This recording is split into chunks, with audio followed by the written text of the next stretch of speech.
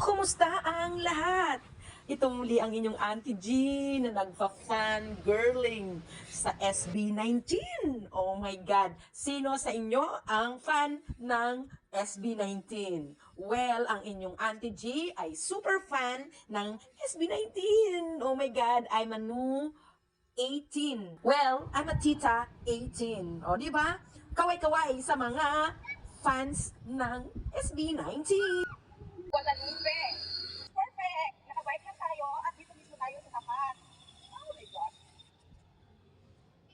Hello guys! This is your Auntie G and I am so happy and it's perfect time for me because nagbike tayo. Kita nyo naman naka-helmet pa ang lola nyo.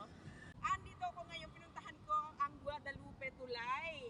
Galing kasi ako ng Pasig. So nag-C5 ako and then dumiretso ako ng sa may buting na tulay. Tapos bumaba ako doon, ang ilalim JP Rizal.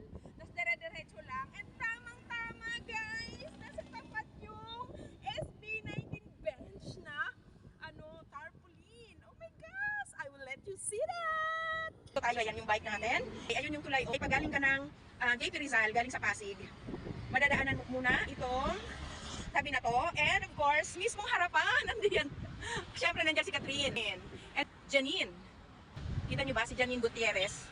Because nandyan si Janine at saka si Catherine. Nandyan din ang ating boys. Ang ating SB19. Isa-isahin natin. Ay ang ating si Bunso, si Ja.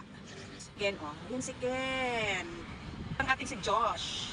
Pablo. Yan si Stel. Satisfied ba kayo? Andito mismo ako sa tapat. At siyempre pa, hindi mawawala ang pag-post ng inyong Auntie G. Kita ng iyong Auntie G, ang kanyang mga anak. Nag-bike pa ako dyan, galing ng Pasig, ha? O, di ba? Andito lang yan, sa harap mismo ng, bago magtulay, kung galing ka ng Pasig. Kung pupunta ka ng Makati City, madadaanan mo to mismo. Dulo-dulo naman yung mismong sa malapit na dun sa pinakatulay. Si Lovey Fo, yung nandoon. So, sila ay nandito sa gitna.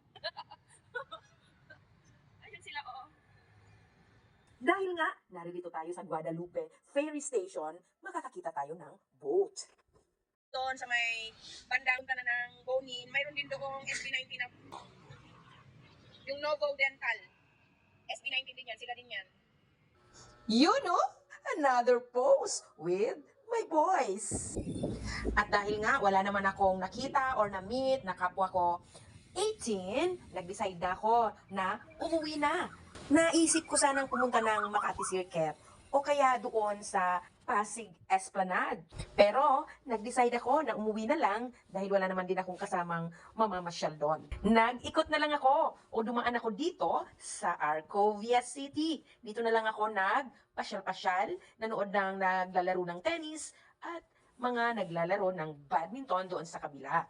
Sa mga hindi nakakaalam, ay mayroon na ditong palaruan or court ng tennis. Sa mga naghahanap ng paglalaruan nito, maaari kayong pumunta rito at dito na kayo maglaro. O, di ba? Mayroon pang free advertisement. Mga ka-aunties and friends, huwag naman ninyong kakalimutang i-follow ang inyong Auntie G. I-like nyo na ang video, mag-comment kayo dyan sa ibaba para mayroon tayong pag-uusapan at maaari din kayong mag-suggest kung ano yung pwede nating gawing content para mas masaya tayo. Paki-share nyo na rin po ito. Maraming salamat sa inyong panunood. Please, be reminded to love yourself first. Always choose to be happy. Smile everyone!